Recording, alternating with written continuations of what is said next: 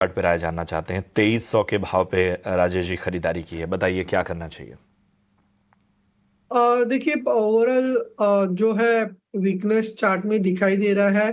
Possibly in the near term वापस 1850 1800 के level retest कर सकता है। तो फिलहाल लो वॉल्यूम के साथ थोड़ा सा डिप दिखाई दे रहा है, तो शॉर्ट टर्म के नजरिए से रहेगा तो डेफिनेटली एक बार एग्जिट करना चाहिए। लॉन्ग टर्म के हिसाब से अगर रहेगा तो वापस अगर नीचे 1750 के आसपास आता है तो वहाँ पे एवरेज कीजिए। शॉर्ट टर्म की नजरिए से एग्जिट कीजिए, लॉन्ग टर्म के हिसाब से नीचे आता है तो वापस एवरेज करने की सलाह होगी। कोचिन शिपयार्ड पे बाय ऑन डिप्स की रणनीति। और हमारे साथ अब लाइव दर्शक भी जुड़ गए हैं। राकेश यादव आरती इंडस्ट्रीज पे सवाल पूछना चाहते हैं। राकेश साहब नमस्कार, गुड मॉर्निंग सर। बहुत बहुत धन्यवाद मैम, जो बताइए। आपने हमसे जुड़ने की कोशिश किया।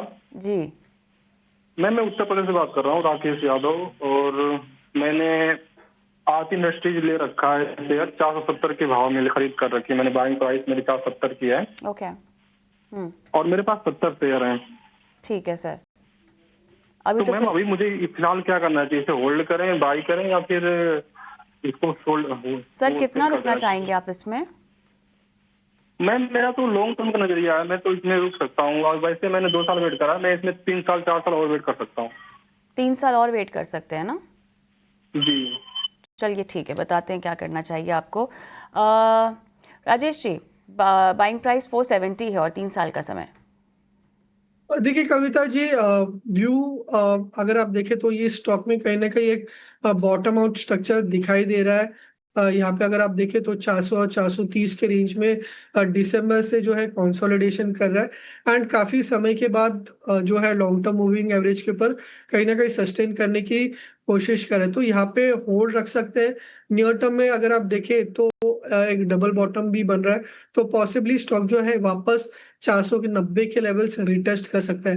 यहाँ पे 490 जो है एक की हर्डल रहेगा।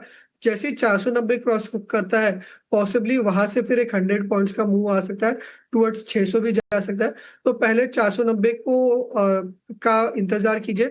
जैसे ही 490 क्रॉस करता है तो लॉन्ग टर्म में भी इसमें एक बढ़िया मूव देखने को मिल सकता है। तो ये है राय आपको मिलती हुई आरती इंडस्ट्रीज पर। चलिए बढ़ते हैं आगे। बहुत सारे सवाल हमारे पास और भी दर्शकों के आ रहे हैं।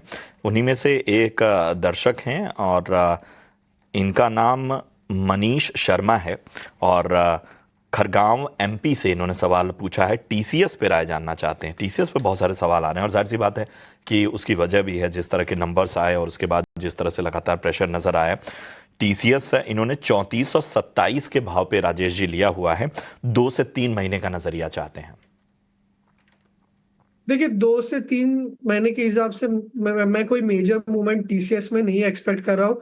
रिजल्ट के बाद ऑलरेडी वीकनेस आया है एंड मे बी थोड़ा सा फर्दर कंसोलिडेट कर सकता, तो शॉर्ट टर्म के हिसाब से कोई व्यू क्लियर व्यू बन के नहीं आ रहा है। बट लॉन्ग टर्म के हिसाब से अगर ये स्टॉक फर्दर 3100 के आसपास अगर फर्दर डिप होता है तो वहां पे डेफिनेटली ऐड कर सकते हैं। मल्टीपल ईयर का जो है स्विंग लोस 3100 के आसपास आ रहा है एंड लास्ट टाइम भी हमने देखा था कि वहां से जनरली स्टॉक में अच्छा रिबाउंड देखने को मिलता है। तो फिलहाल के लिए कोई व्यू नहीं है, बट 3100 के आसपास आता है तो वहां पे कहीं ना कहीं स्टॉक में एक बाइंग किया जा सकता है।